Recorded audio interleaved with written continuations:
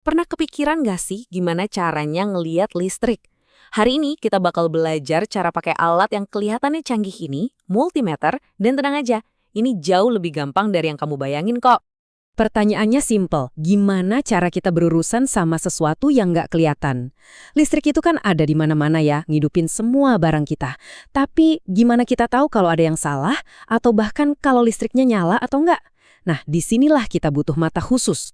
Dan ini dia jagoannya, multimeter. Anggap aja alat ini kayak penerjemah gitu. Dia ngubah bahasa listrik yang misterius jadi angka-angka yang bisa kita pahami.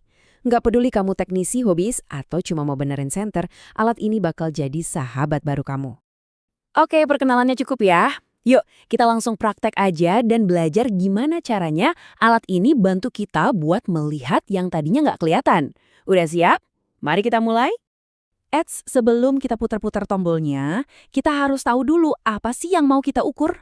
Kamu mungkin pernah dengar multimeter ini disebut juga meteran AVO. Penasaran nggak sih artinya apa? Nah, nama itu sendiri sebetulnya petunjuk besar pertama kita. Jadi, A itu singkatan dari ampere. Ini gunanya untuk mengukur arus atau seberapa banyak listrik yang lagi ngalir.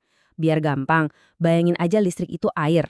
Nah, ampere ini kayak seberapa deras air yang lewat di dalam pipa.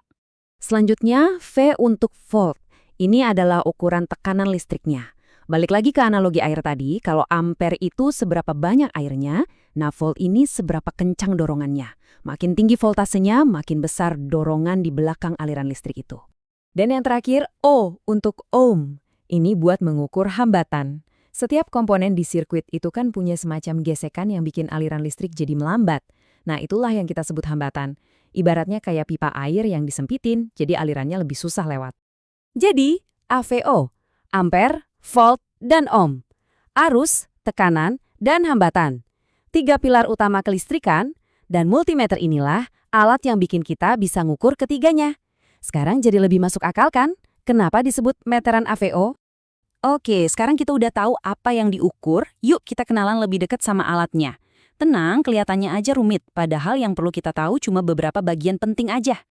Memang sih, kelihatannya serem ya, banyak banget simbol-simbolnya. Tapi sebetulnya cuma ada 3 bagian utama yang perlu kamu perhatiin buat mulai. Pertama, layar, ya jelas ya buat lihat hasilnya. Kedua, selektor. Ini pusat kendali kamu, tombol putar buat milih mau ngukur apa. Dan ketiga, probe. Ini tangan kamu buat nyentuh sirkuitnya dan baca datanya. Simpel kan? Layar, selektor, probe. Cuma itu. Oke, teorinya udah cukup nih. Sekarang waktunya praktek. Kita bakal bahas 3 pengukuran paling umum yang bakal sering banget kamu lakuin. Ngukur tegangan, arus, sama hambatan. Yuk kita mulai dari yang paling umum, mengukur tegangan. Contoh paling gampangnya, cek baterai.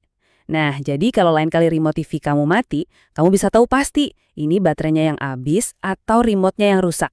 Hemat waktu, hemat uang kan? Gini caranya, puter selektor ke tanda V buat voltase. Terus tinggal sentuhin aja probe-nya ke kedua ujung baterai, yang positif dan negatif. Nah, ini namanya koneksi paralel. Kenapa? Karena meternya dipasang sejajar sama komponen yang diukur. Kamu itu lagi ngukur perbedaan tekanan di antara dua titik itu. Oke, berikutnya mengukur arus. Ingat ya, ini ngukur aliran. Nah, buat ngukur aliran, kita harus jadi bagian dari alirannya itu sendiri. Kedengarannya ribet? Enggak kok, cuma butuh 1 langkah tambahan aja. Buat ngukur arus, kamu harus ngilepin multimeter kamu di dalam rangkaiannya. Coba deh lihat, listriknya ngalir dari baterai, lewat meteran dulu, baru ke lampu. Ini yang namanya koneksi seri. Meteran kamu jadi bagian dari sirkuit. Nah, inilah kenapa peringatan di layar itu penting banget. Jangan sekali-kali ngukur arus secara paralel, bisa-bisa korslet dan meteran kamu rusak. Pengukuran inti terakhir kita adalah hambatan. Ini berguna banget buat ngecek misalnya, sebuah komponen kayak resistor itu masih bagus apa enggak, atau sekedar buat cari tahu nilainya. Ini aturan paling penting waktu ngukur hambatan. Selalu, dan saya ulangi ya, selalu pastikan nggak ada daya sama sekali di sirkuitnya. Kenapa? Karena meteran itu ngirim arusnya sendiri yang kecil buat ngeraba hambatannya. Kalau ada daya lain di sirkuit, hasilnya bakal ngaco dan bisa ngerusak meteran kamu. Jadi ingat, matiin daya, puter selektor ke simbol omega, baru deh ukur. Dan ini dia yang nyambungin semuanya. Tegangan, Arus dan hambatan itu saling terkait lewat hukum Ohm. Ini bukan cuma rumus matematika loh, ini tuh resep dasar kelistrikan. Kalau kamu tahu voltase baterai dan hambatan lampu kamu bisa hitung dengan pasti berapa arus yang bakal ngalir. Keren kan? Inilah fisika di balik semua yang barusan kita ukur. Kita udah bahas tekniknya. Tapi yuk kita tutup dengan satu hal yang paling penting dari semuanya. Sesuatu yang harus selalu jadi prioritas nomor 1. Secanggih apapun multimeter kamu, gak ada gunanya kalau kamu gak aman. Jadi, alat terpenting kamu itu sebetulnya adalah kebiasaan kerja yang baik. Sebelum setiap pengukuran, berhenti sebentar. Cek lagi, selektornya udah benar, probnya udah pasang dengan benar, listriknya udah mati pas mau ngukur hambatan. Pokoknya, ukur dengan cerdas. Dan yang paling penting, ukur dengan aman. Nah, gitu deh. Kamu gak lagi buta sama dunia kelistrikan. Kamu sekarang punya alat untuk melihat dan memahaminya.